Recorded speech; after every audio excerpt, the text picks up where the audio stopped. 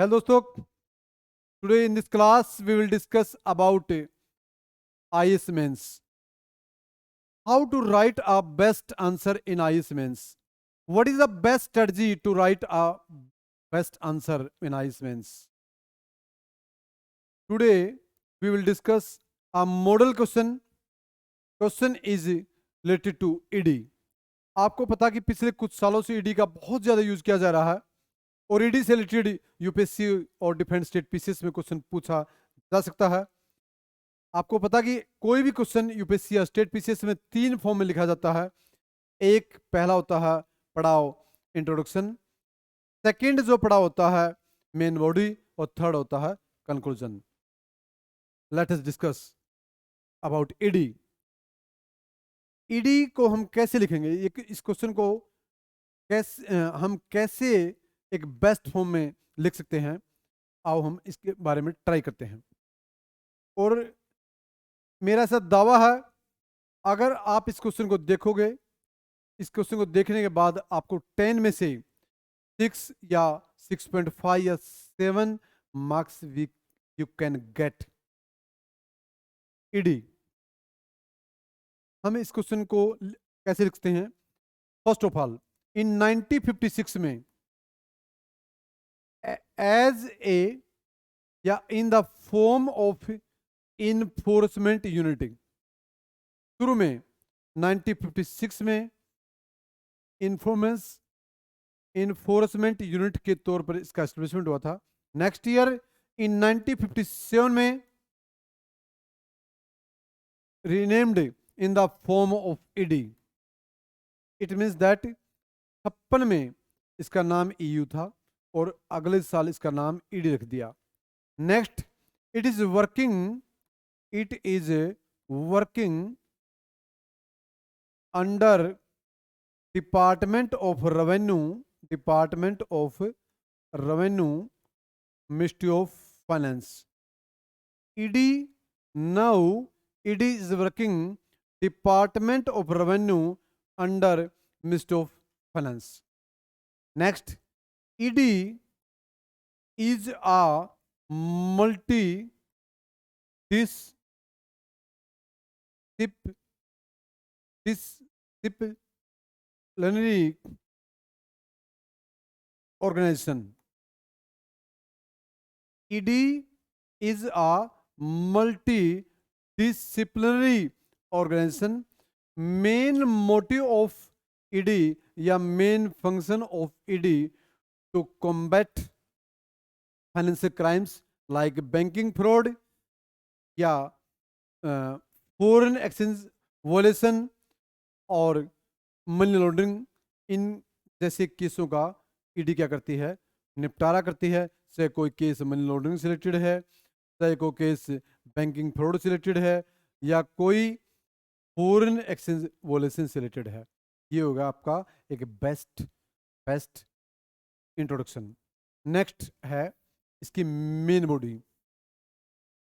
Body हम कैसे लिखेंगे? मेन बॉडी में जो मेन बॉडी है, इसमें हमें क्या लिखना है? ED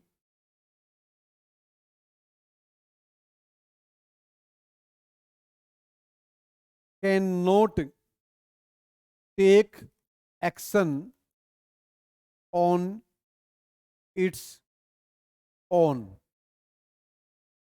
ED cannot take action या cannot act on its own, बल्कि it has to receive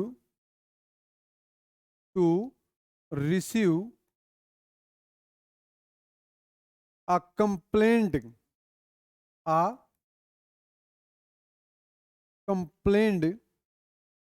it has to receive a complaint from various agencies or police. It means that जो ईडी है अपने बिहाफ पर काम नहीं करती, बल्कि क्या है, ये डिफरेंट एजेंसीज से इंफॉर्मेशन लेती है ये अपने बिहाफ पर या अपने खुद उस पर काम नहीं करती। अब देखो, ED once a case, once a case is registered, यदि एक बार केस रजिस्टर्ड हो गया, ED can investigate, ED can investigate, investigate, can search और attach the property. ED investigation कर सकती, एक बार अगर अगर केस रजिस्टर्ड हो गया under ED, ED can investigate, can seize और सर्च द प्रॉपर्टी, प्रॉपर्टी को सर्च कर सकती है, किसी प्रॉपर्टी को सर्च कर सकती है, उसको सीज कर सकती है, प्रॉपर्टी को अटैच कर सकती है, और उस व्यक्ति को, उस फर्म को, उस किसी व्यक्ति को, कोई भी ऑर्गेनाइजेशन को क्या कर सकती है, अरेस्ट कर सकती है अंडर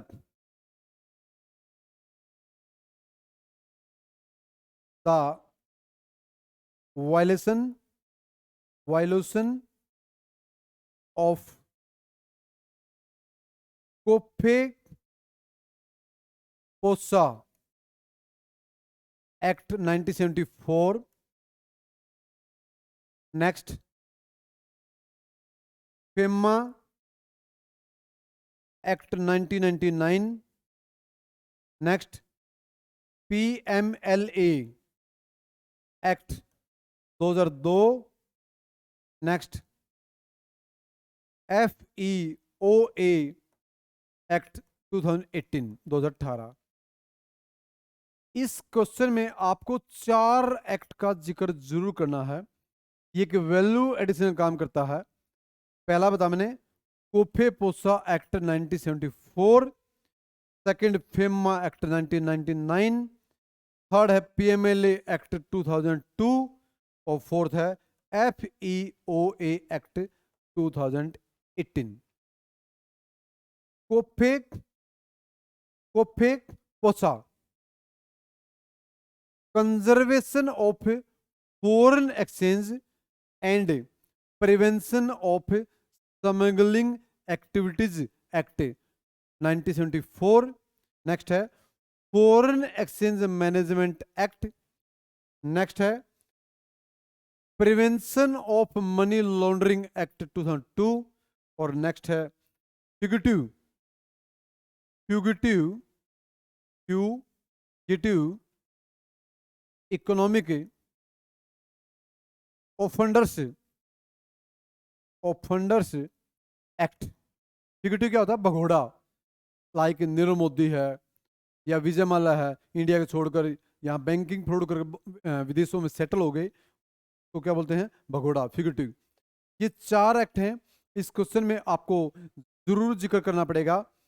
ईडी के क्वेश्चन में कौन कौन से एक्ट 4 मैंने बताया, एक कोफेपोसो एक्ट 1974, सेकंड है फेमा एक्ट 1999, थर्ड है, जो थर्ड जो है वो है पीएमएल एक्ट 2002, और फोर्थ है एफईओए फ्यूगिटिव इकोनॉमिक ऑफेंडर्स एक्ट 2018। अगर इनका कोई वोल्यूशन करता है, इन अगर ये चारों केस है, अगर कोई वोल्यूशन करता है, तो ED can search, ED can arrest, ED can attach the property of any person of any organisation. Next, इसी मेन बॉडी में आगे आप लिखना है कि रिसेंटली हम कह सकते हैं कि अंडर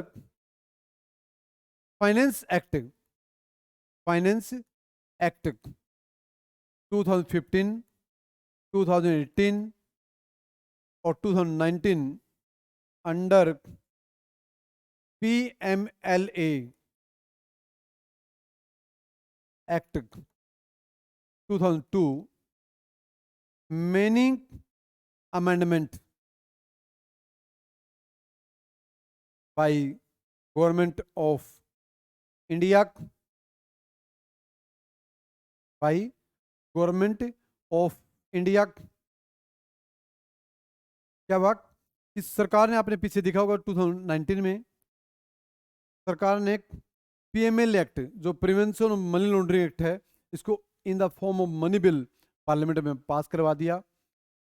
सरकार ने क्या किया, फाइनेंस एक्ट 2015, फाइनेंस एक्ट 2018 और फाइनेंस एक्ट 2019 के तहत prevention of money laundering act में अमेंडमेंट कर दिया। और under this amendment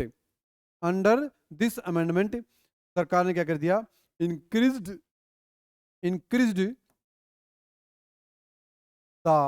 increased the power of ED.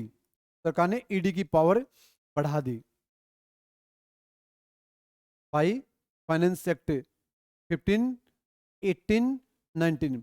आपको इस क्वेश्चन में ये भी डालना पड़ेगा 15, 18, 19। अमेंडमेंट किसमें, पीएमएलए एक्ट 2002। और इस क्वेश्चन में आपको ज्यादा जो फोकस करना है पीएमएलए पर ही ज्यादा फोकस करना है, क्योंकि पीएमएलए ही ज्यादा एक्ट है जो 2002 का, वो ज्यादा इंपॉर्टेंट है। जैसे रिसेंटली सरकार ने, जैसे पीएमएलए की कुछ सेक्शन है, पीएमएलए एक्ट 2002 सेक्शन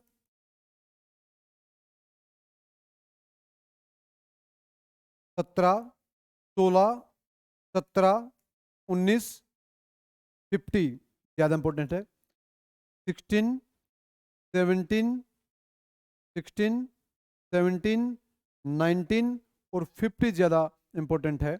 16, 17 में क्या है, ईडी कैन सर्च और सीज द प्रॉपर्टी। नेक्स्ट 19 में क्या है, कैन अरेस्ट द पर्सन। 50 में क्या है, डायरेक्टली अरेस्ट द पर्सन। ये आपको ये जो सेक्शन है पीएमएलए के, इस क्वेश्चन में ये भी मेंशन करना पड़ेगा, क्योंकि पिछले कुछ सालों से इसका काफी सरकार यूज कर रही है पीएमएलए की, क्योंकि के तहत ईडी की पावर सरकार ने बढ़ा दी। अब इसी से रिलेटेड इस क्वेश्चन में आपको एक दो केस का जिक्र करना है। जैसे for example Vijay Madan Lal versus Union of India union of India union of India 2022। Vijay Madan Lal versus Union of India 2022 का आपने जिक्र करना। इस केस में क्या किया, supreme Court upheld the power of ED.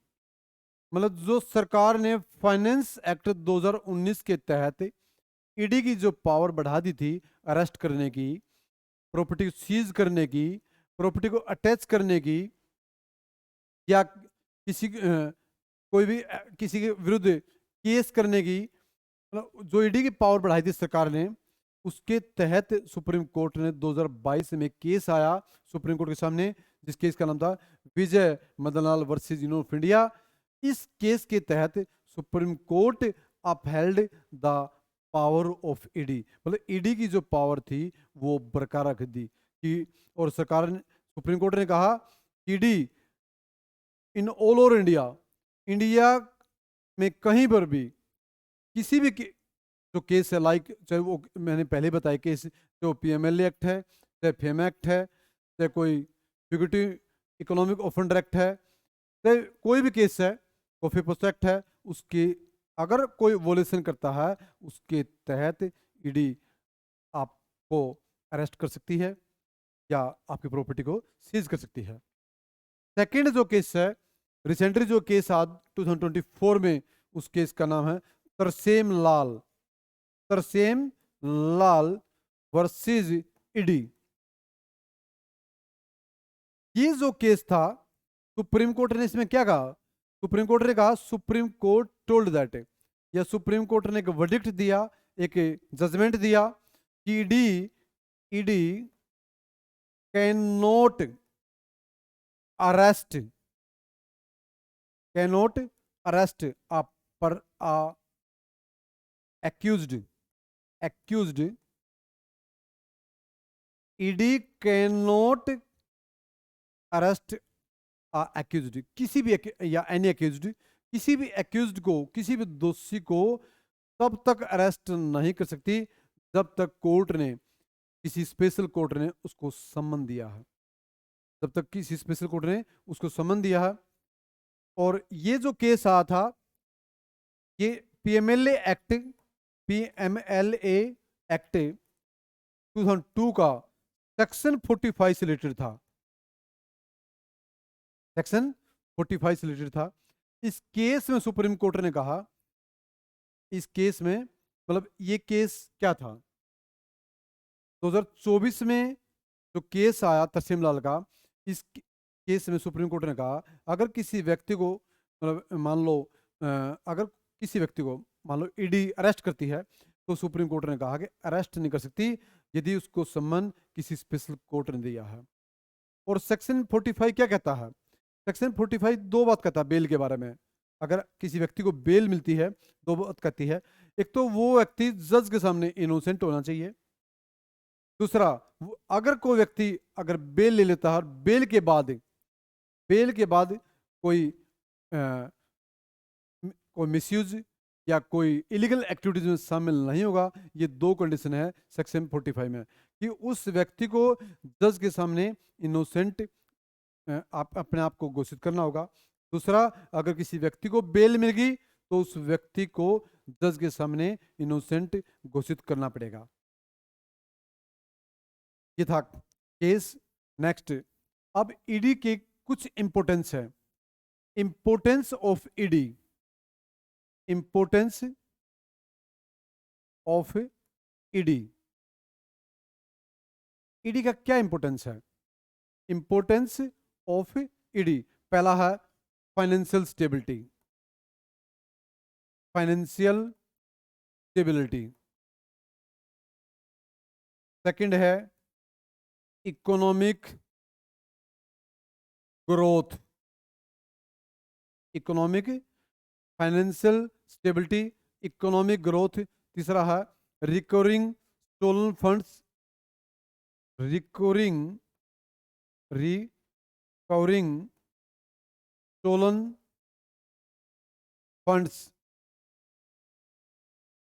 Recovering stolen funds. Fourth है ग्लोबल पार्टनरशिप, फोर्थ है ग्लोबल पार्टनरशिप। फिफ्थ है बूस्टिंग पब्लिक ट्रस्ट। ये 5 इंपोर्टेंस है। पहला है फाइनेंशियल स्टेबिलिटी, सेकंड है इकोनॉमिक ग्रोथ, थर्ड है रिकवरिंग ऑफ स्टोलन फंड्स, जो धन चुराया गया है अगर उसकी रिकवरी होती है। फोर्थ है global partnership like with FATF, FATF financial action task force, FAT financial action task force. Next है बूस्टिंग पब्लिक ट्रस्ट, अगर ईडी ईमानदारी से काम करेगी तो पब्लिक का ट्रस्ट बढ़ेगा। उसके बाद ग्लोबल पार्टनरशिप लाइक मैंने बताया, FATF एक ग्लोबल एजेंसी है, financial action task force. FATF क्या है, जैसे कोई टेररिज्म के लिए कोई देश फाइनेंस करता है तो उस पर काम करती है FATF agency. Recovering stolen funds, अगर मान लो कोई बहुत लोगों ने, जैसे नीरव मोदी है या कोई विजय माल्या है, ऐसे लोगों ने बहुत ज़्यादा पैसा बैंकिंग फ्रॉड किया और उसको लेकर यहाँ से दूसरे देशों में भाग गए, वहाँ सेटल हो गए, तो अगर वहाँ से कोई फंड की रिकवरी होती है तो इससे क्या इकोनॉमिक ग्रोथ भी होगा, इकोनॉमिक फाइनेंस स्टेबिलिटी भी होगी। ये है इंपॉर्टेंस ऑफ ईडी। नेक्स्ट है, अब ईडी की कुछ क्रिटिसिज्म है, क्योंकि क्वेश्चन जो पूछा है critically examine the role of ED, इसके जो इसकी क्रिटिसिज्म है, क्रिटिसिज्म क्या क्या है इसके। जो पहली क्रिटिसिज्म है, जैसे political political political bias and misuse, political bias and misuse. दूसरा lack of transparency, lack of transparency, political bias. जैसे मैं बताऊं, पिछले कुछ सालों से बहुत ज़्यादा इसका कुछ मिसयूज किया जा रहा है। जनरली जो पॉलिटिकल पार्टीज हैं, जो रूलिंग पार्टी हैं, वो इसका मिसयूज कर रही हैं। ऐसा बहुत ज़्यादा, ऐसा बहुत सी सोसाइटी में लोग हैं जो, या मीडिया है, या बहुत सारे ऑर्गेनाइजेशन ऐसा मानते हैं कि कोई भी रूलिंग पार्टी है, इसका काफ़ी समय से इसका मिसयूज कर रही है। बाइस इसका ट्रांसपेरेंट तरीके से यूज नहीं कर रही। और नेक्स्ट नेक्स्ट है इसका एक्सपेंडेड एक्सपेंडेड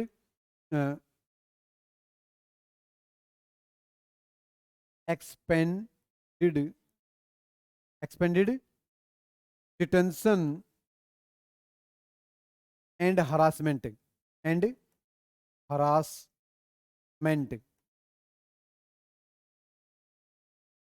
नेक्स्ट है, नेक्स्ट का जो वो है, लो conviction rate, low conviction rate.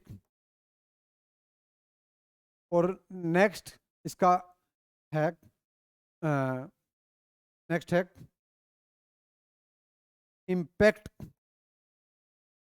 On business climate, business climate. Next है इम्पैक्ट ऑन बिजनेस क्लाइमेट। और नेक्स्ट है public perception, public perception perception and credibility, and credibility.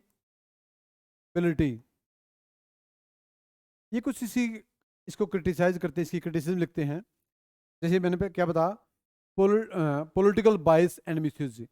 बहुत ज़्यादा पॉलिटिकल पार्टीज रूलिंग पार्टी होती हैं, इसका मिसयूज करती हैं, इसका क्या करती हैं, मिसयूज करती हैं। Recently we saw against Delhi government by central government, in the case of Manish Sisodia, in the case of Arvind Kejriwal and so many. Lack of transparency, बहुत ज़्यादा पर्सन, बहुत ज़्यादा सिविल सोसाइटी पर्सन कहते हैं कि इसमें ट्रांसपेरेंसी का अभाव है। थर्ड है expanded expanded detention and harassment. ऐसा भी माना जाता है, बहुत ज़्यादा लोग ऐसा मानते हैं कि ईडी बहुत ज़्यादा मिसयूज करती है। जैसे दिल्ली गवर्नमेंट के जो मिनिस्टर थे या सीएम था, उनको काफ़ी हरासमेंट किया। अभी मनीष सिसोदिया केस में सुप्रीम कोर्ट ने एक वर्डिक्ट भी दिया कि ईडी के पास एक परफेक्ट प्रूफ होना चाहिए रिगार्डिंग टू बेल। उसके बाद लो कन्विक्शन रेट। जैसे लो कन्विक्शन रेट की बात को बताऊं आपको मैं, आफ्टर 2005 या 2005 कह लो, सिंस 2005 के बाद अब तक 5906 केस रजिस्टर्ड किए हैं बाई ईडी। ईडी के द्वारा 5906 केसों की मतलब एक रजिस्टर्ड किए हैं डिफरेंट पर्सन, डिफरेंट ऑर्गेनाइजेशन के खिलाफ। उनमें से केवल ओनली 25 केस सोल्व हो चुके हैं, सोल्व किए जा चुके हैं बाई ईडी। नेक्स्ट है लो कन्विक्शन रेट। नेक्स्ट क्या था, इम्पैक्ट ऑन बिजनेस क्लाइमेट। अगर ईडी का मिसयूज किया जाएगा, इस देश में इंडियन और बाहर के लोग, बहुत ज़्यादा लोग हैं जिनका बहुत बड़ा बड़ा बिजनेस है, डिफरेंट सेक्टर में काम कर रहे हैं। तो एनर्जी सेक्टर है, चाहे फूड प्रोसेसिंग सेक्टर है, चाहे कोई इंजीनियरिंग सेक्टर है, चाहे कोई भी सेक्टर है, पर बहुत ज़्यादा एक बिजनेस पर नेगेटिव इम्पैक्ट पड़ेगा। नेक्स्ट है public perception and credibility. Public perception and credibility, जब कोई रूलिंग पार्टी इसका ज़्यादा यूज करती है, ज़्यादा मिसयूज करती है, तो पब्लिक के परसेप्शन अलग अलग बन जाते हैं regarding to government, regarding to ruling government, regarding to ruling government और क्रेडिबिलिटी, तरह तरह के among economist, among advocate, among philosopher, among doctor, scientist और सिविल सोसाइटी पर्सन हैं, उनके बीच में अलग अलग तरह के एक परसेप्शन बन जाते हैं और सरकार की जो क्रेडिबिलिटी है उस पर एक पर्सन सीन लग जाता है। ये है इसकी क्रिटिसिज्म। अब तक हमने ईडी के बारे में जो पढ़ा है, अगर मैं इन शॉर्ट बताऊं, पहले आपको लिखना है इंट्रोडक्शन। इंट्रोडक्शन में मैं मेन पॉइंट की बात करूंगा। 56 में इन्फोर्समेंट यूनिट बनी, 57 में ईडी बनी। ईडी अंडर काम करी है department of revenue, ministry of finance के अंडर। ईडी एक मल्टी डिसिप्लिनरी ऑर्गेनाइजेशन है। ईडी का जो काम है वो मैंने बताया मनी लॉन्ड्रिंग से रिलेटेड या फॉरेन एक्सचेंज वायलेशन से रिलेटेड जो काम है उनका निपटारा करना ईडी का काम है, कॉम्बैट करना ईडी का काम है। अब ईडी जो काम करी है, ईडी के 4 केसों का इसमें क्वेश्चन आपने जिक्र करना।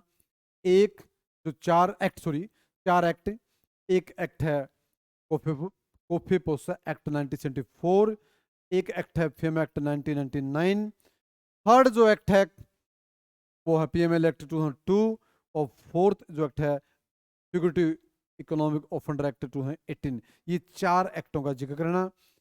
उसके बाद आपने पीएमएलए जो एक्ट है prevention of money laundering act है, उसका 16, उसका 17 सेक्शन है, उसका 19 सेक्शन है, उसका 50 सेक्शन, उसका भी जिक्र करना। फिर ईडी कहता कि ED can not action its on its on टोमोटो, पर एक्शन नहीं ले सकती। It has to receives complaint from different offices या पुलिस से इन्होंने कंप्लेंट लेनी होती है। उसके बाद अगर एक बार केस रजिस्टर्ड हो गया, once a case is registered against any person, तो ईडी के पास पावर है, ईडी उसकी क्या कर सकती है, ईडी उसकी प्रॉपर्टी को सीज कर सकती है। ईडी कहीं भी ऑल ओवर इंडिया जुडिक्शन जो ईडी है, ईडी का जो जुडिक्शन है वो ऑल ओवर इंडिया कहीं भी सर्च कर सकती है, कहीं पर भी क्या कर सकती, सर्च कर सकती है ईडी। जैसे उसकी प्रॉपर्टी को अटैच कर सकती है, उसको अरेस्ट कर सकती है, उसको पूछताछ के लिए बुला सकती है विदाउट एनी नोटिस, ऐसी भी पावर है। और आपको ये भी लिखना है इस क्वेश्चन में कि रिसेंटली फाइनेंस एक्ट जो आया 2015, 16, 18 और 19 का, 15, 18 और 19 का, 2015, 2018, 2019 का जो फाइनेंस एक्ट आ, अंडर दिस एक्ट सरकार ने क्या किया, पीएमएलए एक्ट 2002 में अमेंडमेंट कर दिया और अंडर दिस अमेंडमेंट ईडी की पावर बढ़ा दी। और फिर 2 केस का जिक्र करना आपने। विजय सिंह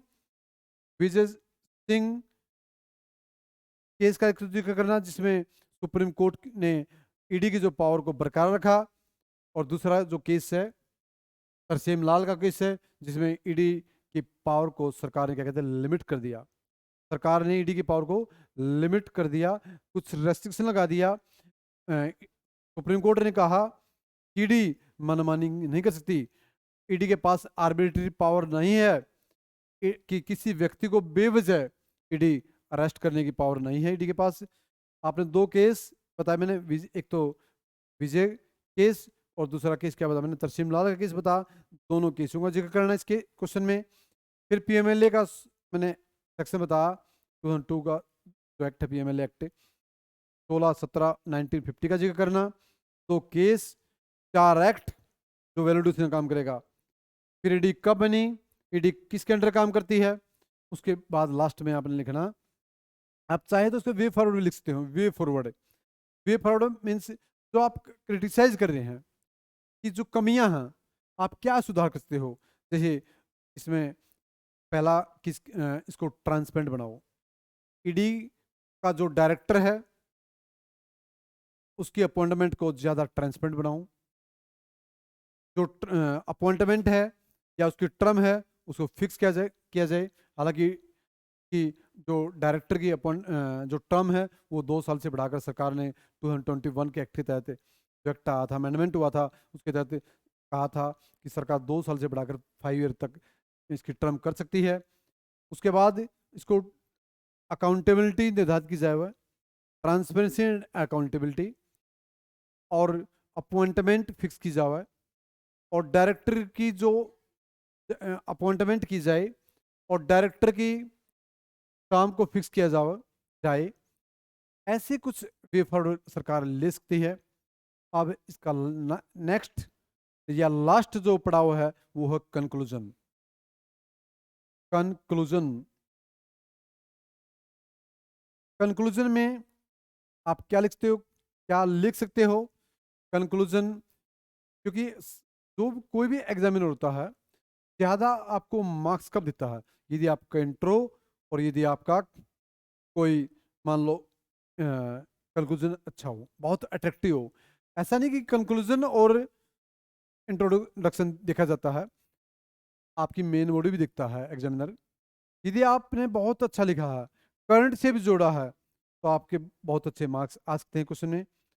जैसे कंक्लूजन में आप लिख सकते हो कि ED plays a vital role in India to combat financial crimes, like कोई बैंक फ्रॉड है, या कोई वॉल्यूशन ऑफ फॉरेन एक्सचेंज है, या कोई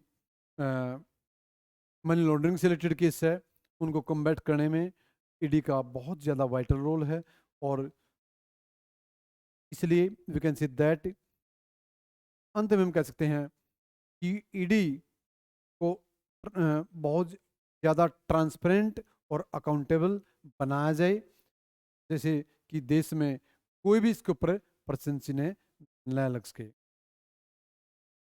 मुझे आशा है कि आप एक बार इसको आंसर को देख लेना, और इस आंसर को देखने के बाद, इस स्ट्रेटजी को देखने के बाद, इस पैटर्न को देखने के बाद, आपके आंसर में अगर 10 मार्क्स का क्वेश्चन है तो आपको लगभग 6 या 7 मार्क्स जरूर मिलेंगे। Thank you.